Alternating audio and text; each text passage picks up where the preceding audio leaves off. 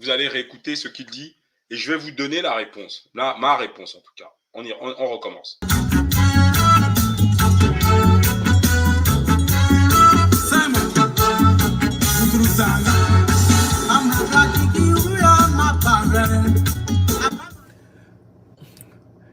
Nous sommes aujourd'hui le 27 juin 2022. Je dois informer clairement le peuple centrafricain et informer clairement l'opinion africaine et l'opinion mondiale que moi, je n'ai jamais communiqué directement avec le président Faustin Archange Touadéra. Je ne lui ai jamais parlé au téléphone. Il ne m'a jamais parlé au téléphone. Je ne l'ai jamais rencontré. Il ne m'a jamais rencontré. Je continue. Je ne lui ai jamais rien demandé pour moi. Il ne m'a jamais rien proposé de sa part pour moi. Il faut que ce soit clair. Si quelqu'un, sur cette terre des hommes, a la preuve du contraire, il faudra simplement qu'il le prouve. Bien. En fait, c'est un... Et c'est là où je n'aime pas, moi, ce genre de personnage. Quand il dit « je ne l'ai jamais rencontré », c'est un appel à rencontrer le président Touadéra. Voilà. Il est en train de faire un appel du pied au président Touadéra. Et le sens pour moi, parce que cette vidéo, j'ai regardé 38 minutes, il est en train de demander audience auprès du président Touadéra. Il essaye de vendre ses conseils. Il dit au président Touadéra, « Ouais, frère, je suis là. Ouais. » Voilà. En fait, il essaye de se signaler. Et c'est un appel. Invitez-moi, recevez-moi. Voilà, c'est ça qu'il est en train de faire. C'est ça qu'il est en train de faire. C'est un appel du pied au président Touadéra. Et vous allez voir comment il va ensuite, dans cette vidéo, prouver, en tout cas essayer de prouver au président Touadéra qu'il a intérêt à le rencontrer. Voilà. En fait, quand quelqu'un clame publiquement quelque chose en se défendant qu'il n'a jamais eu cette chose, c'est qu'en réalité, c'est ce qu'il demande. C'est ce qu'il souhaite. C'est un agent pour moi, hein, ça c'est dans ma tête, c'est voilà, vous considérez que c'est mon fantasme, je n'ai aucune preuve de ce que je vais vous dire, mais pour moi, cet homme est un agent de la DGSE qui est en train de dire « Ohé, j'existe, tu as intérêt à me rencontrer ». Voilà. Et vous allez comprendre pourquoi il fait cette vidéo sur le président Touadéra à ce moment précis. Il va le dire. Voilà. Je ne sais pas ce que tu en penses, Judoka, de mon analyse, mais pour moi, c'est un appel du pied grossier. Voilà. Je ne sais pas ce que tu en penses. Ouais, pour moi, Fétiche, il y a les deux aspects. Hein. Il y a les aspects que tu viens de signaler qui, effectivement, peuvent venir à notre esprit, c'est-à-dire qu'il demande, qu'il souhaiterait bien avoir un entretien avec M. Touadéra.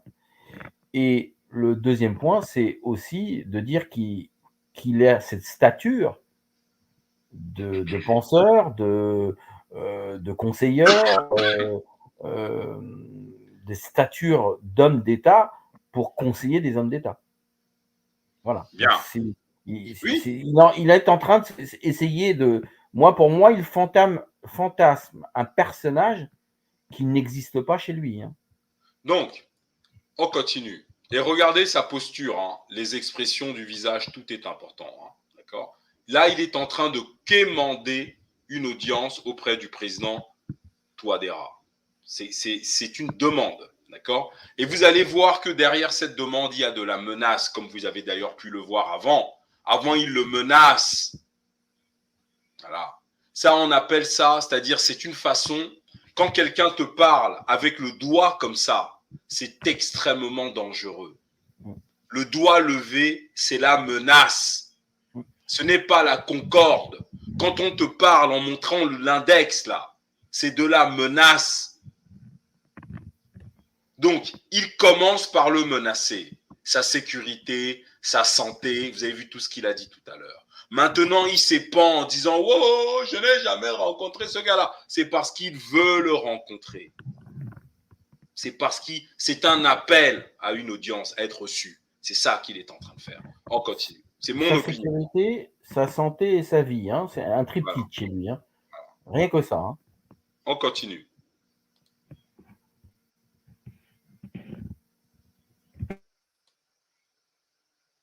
Pour moi, il faut que ce soit clair. Si quelqu'un, sur cette terre des hommes, a la preuve du contraire, il faudra simplement qu'il le prouve et qu'il me fasse honte sous la présente vidéo. J'ai épousé la cause du peuple centrafricain par amour de notre continent. J'ai épousé la cause du peuple centrafricain par le chemin de la connaissance historique. Le chemin de la connaissance historique. Cette phrase, il faut faire attention. Cette phrase, elle est importante. Le chemin de la connaissance historique. Ah bon?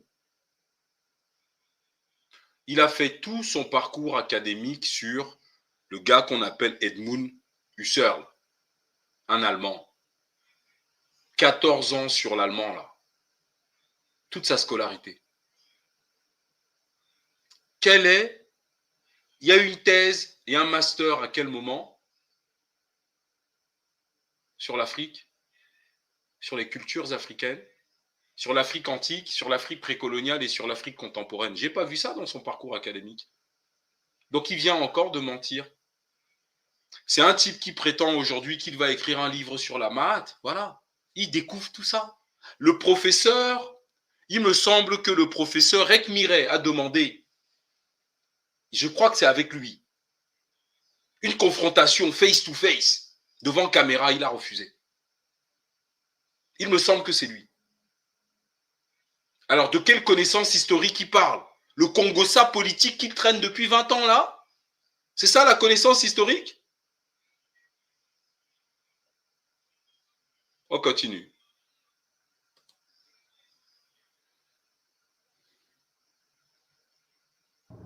Quand j'ai étudié l'histoire du peuple centrafricain, quand je me suis assis sur le dossier centrafricain, j'ai été introduit à la connaissance profonde de cette histoire par l'un des plus grands intellectuels que le Centrafrique ait jamais eu, le professeur Raphaël Zabakomada Yakoma, décédé dans les années 80, mais qui a laissé une œuvre, et notamment un petit opuscule historique brillant. L'Afrique centrale insurgée, la guerre du Congo-Wara, 1928-1931. Bon, je suis désolé. Bon, tu as lu un livre. Nous aussi, on a lu des livres. Je veux dire, est-ce qu'on va se mettre en scène comme ça? On a fait combien de lives ici où on a lu des livres? C'est quoi le délire là? Il s'est assis sur le dossier centrafricain. Le dossier centrafricain, c'est un auteur mort en 1980. Ah bon? C'est ça le dossier centrafricain? C'est un auteur? Soyons sérieux. C'est pas une situation, militaire et géostratégique Mais attends, mais même nous, même des types comme nous, on a lu des livres, mais on va pas faire des histoires qu'on raconte nos lives, qu'on a lu un livre.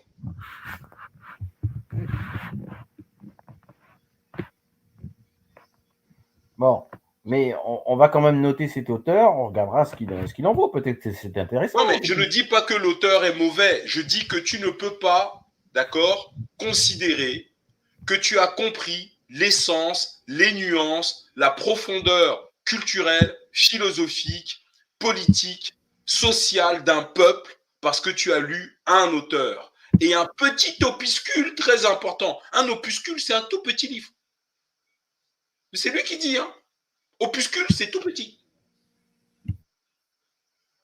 Attends, nous, les fétiches de guerre, même des cons comme nous, si on commence à faire l'inventaire des ouvrages que nous avons lus sur cette chaîne, je sais pas, on doit en voir 60, je sais pas, 50 ou peut-être 30 si j'exagère. 30, c'est pas mal.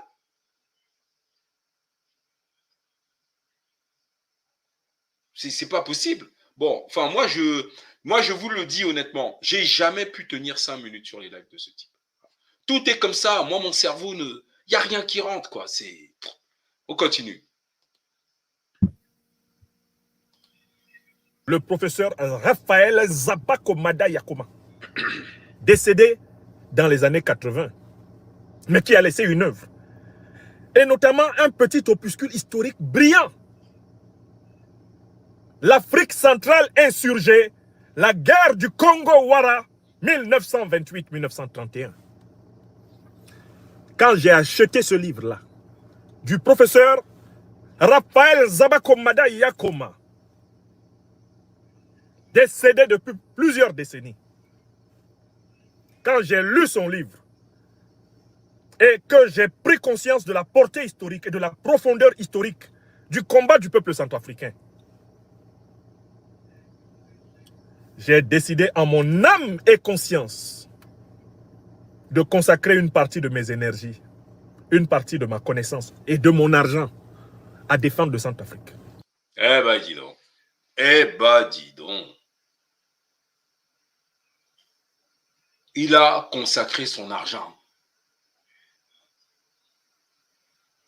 Bon, je sais pas, les gars, moi, je suis un peu...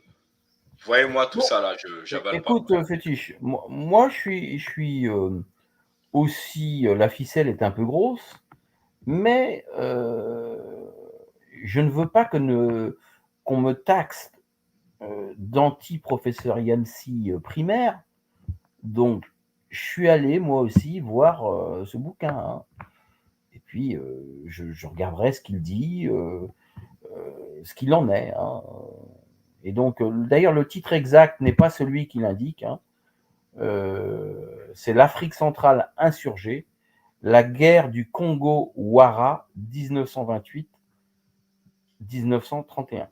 Donc, voilà. Tu devrais nous l'envoyer sur document live. On fera tu me l'envoies en privé ou tu essayes de choper le bouquin si tu as le lien. Ouais, je vais essayer de choper le bouquin. Là, pour l'instant, j'ai un comment ça s'appelle? J'ai un lien payant de 12,99 €. Mais je vais essayer de... Bon, soit je l'achète, soit je le trouve gratuitement. Hein. Je le cherche. Hein. Voilà. Alors, donc, le livre en question coûte 14 €. Donc, il a dépensé son argent. Voilà, c'est 14 €. Voilà, hein. Et il a lu un petit livre, donc il a tout compris à la Centrafrique. On continue.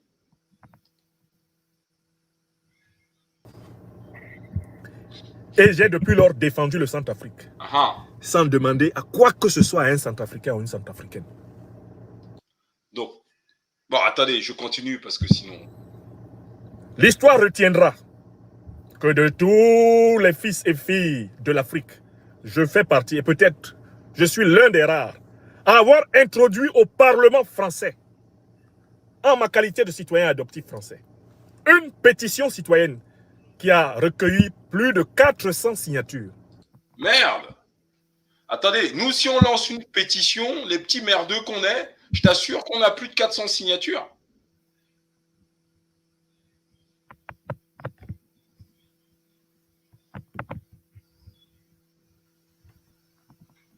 Je sais pas, moi. Et puis d'ailleurs, alors attendez, on va réécouter ce qu'il a dit.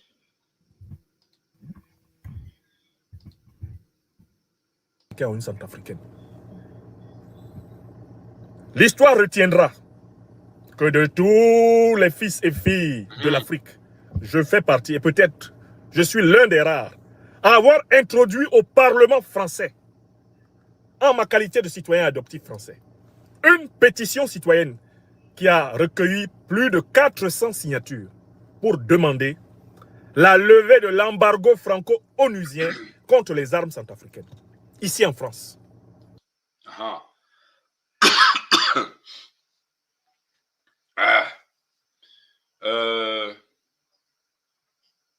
L'histoire retiendra. Il veut rentrer dans l'histoire? Il veut rentrer dans l'histoire. C'est peut-être au fond ce qu'il cherche, hein. Voilà.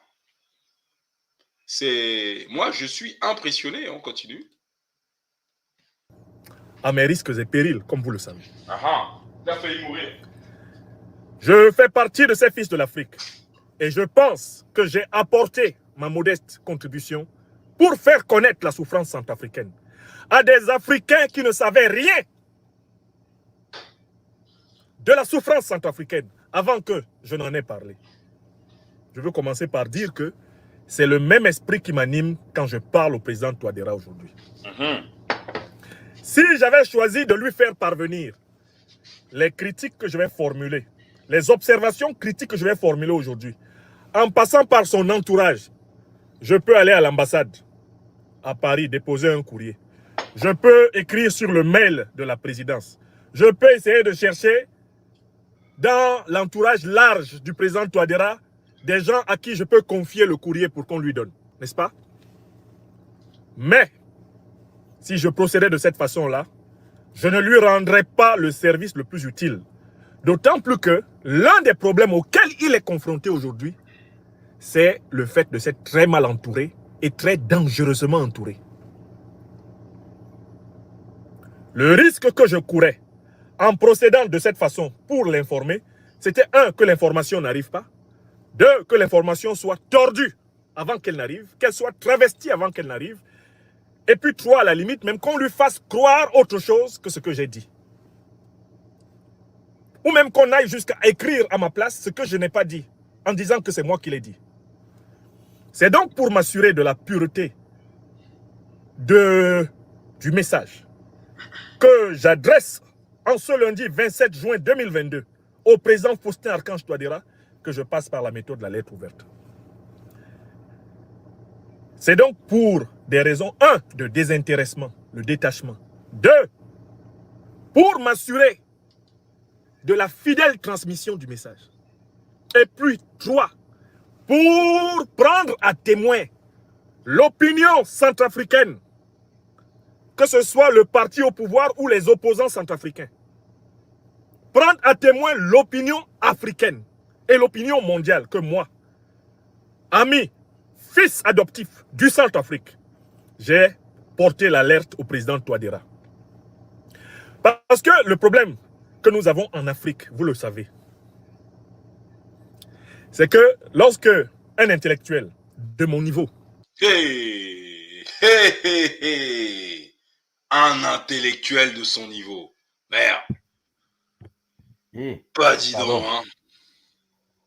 J'avais pas compris qu'il était un intellectuel, moi j'avais compris qu'il était roi du Congo-ça politique. Mais intellectuel, je cherche. Hein. Un intellectuel de mon niveau. Merde. Je vous assure que les intellectuels ne disent jamais.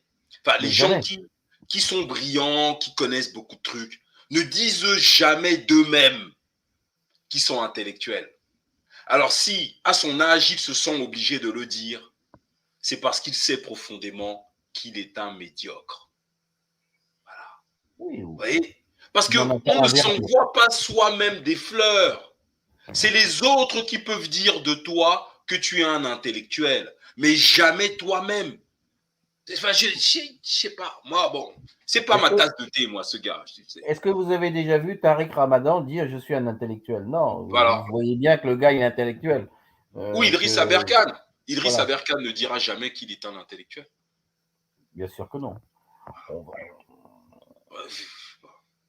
Bon, on continue. Bah dis donc, hein, bah dis donc. Il fait les erreurs de Junior Fétiche. Hein. Dire de soi-même qu'on est un intellectuel de son niveau, c'est ce qu'il dit. C'est ce qu'il dit, hein, de son niveau. de son niveau. Attention. Attention, évalué par lui-même. Mais c'est des choses qu'on, en sixième dans la cour d'école, on leur dit, faites pas ça les gars, c'est des conneries. Non, il est chaud patate. Hein.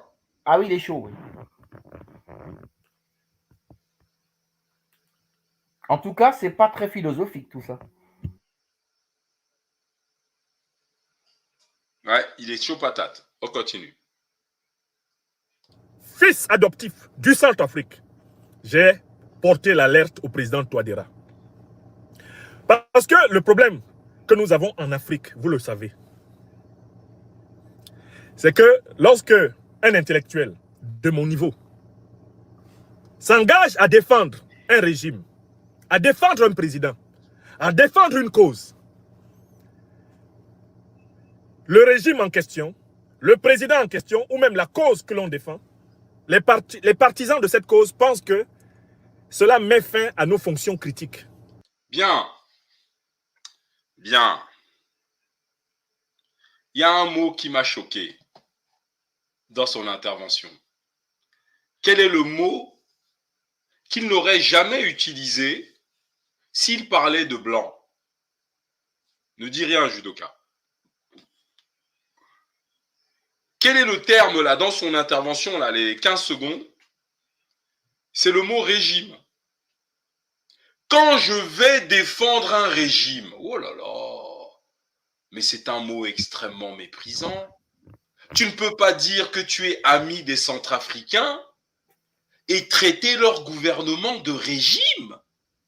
De la même manière qu'il ne dira jamais qu'il aime le peuple français et parler du gouvernement d'Emmanuel Macron en le qualifiant de régime, jamais. Et c'est, vous voyez, quand ton cerveau ment, tu vois, c'est-à-dire que quand tu as un esprit malsain, tu as du mal à dissimuler ton mépris parce que tes paroles te trahissent.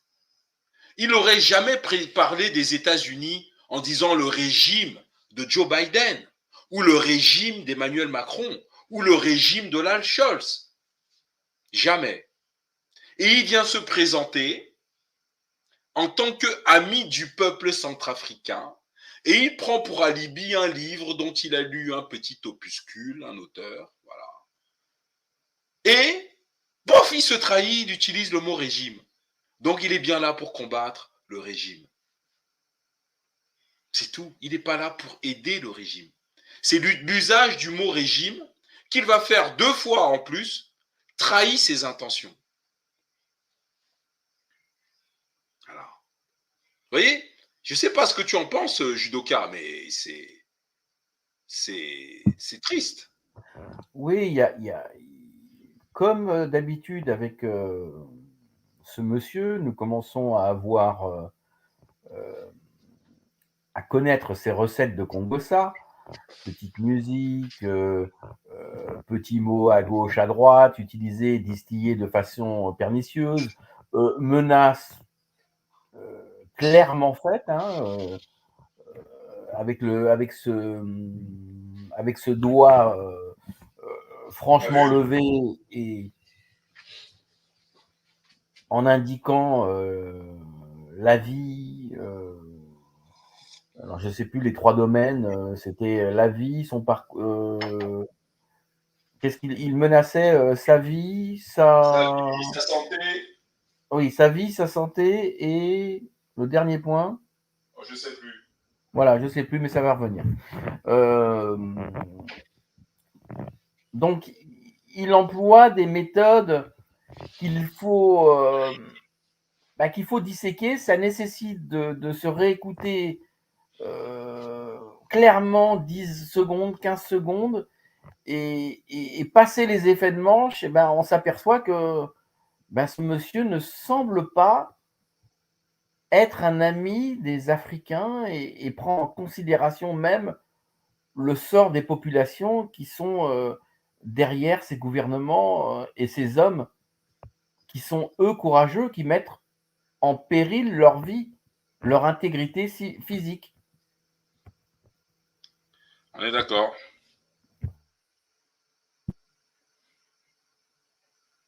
On est d'accord. Donc je vois que M. Yancy a beaucoup de gens qui le suivent sur Internet. Fétiche, c'est à toi que je pose la question, mais ils écoutent leur discours avec quoi? Avec la fesse? Non, ils sont à l'église. À l'église, tu écoutes, tu la fermes, tu gobes et tu la ramènes pas, tu critiques pas. C'est l'église. On va réécouter cette séquence qui est juste dingue. Écoutez bien l'usage du mot régime, d'accord, pour qualifier celui qu'il a lui-même qualifié de frère. Voilà. Enfin bon, bref, on écoute. Parce que le problème que nous avons en Afrique, vous le savez,